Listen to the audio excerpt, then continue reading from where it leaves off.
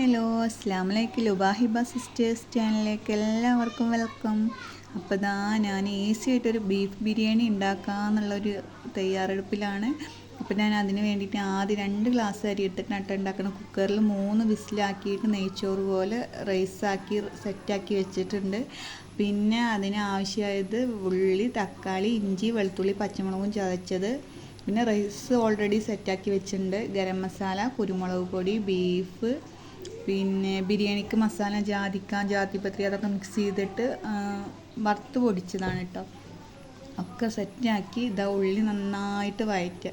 അതിലേക്ക് നമുക്ക് ആദ്യം തന്നെ കുത്തു പോകാൻ വേണ്ടിയിട്ടാണ് കേട്ടോ ഇഞ്ചിയും വെളുത്തുള്ളിയും പച്ചമുളകും കൂടി ചതച്ചത് ഇട്ട് കൊടുത്തു. അത് നന്നായി വഴന്ന് വന്നപ്പോൾ മസാലപ്പൊടികൾ, മല്ലിപ്പൊടി, മുളക് പൊടി, മഞ്ഞൾപ്പൊടി, ഗരം മസാലപ്പൊടി, കുരുമുളക് പൊടി, ബിരിയാണി മസാലപ്പൊടിയൊക്കെ കൂടി ഇട്ടിട്ട് നന്നായിട്ട് അതിൻ്റെ പച്ചപ്പ് വിട്ടപ്പോൾ അതിലേക്ക് നമ്മൾ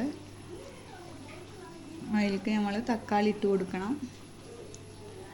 തക്കാളി ഇട്ട് കൊടുത്തതിന് ശേഷം നന്നായിട്ട് വഴറ്റിയെടുക്കുക.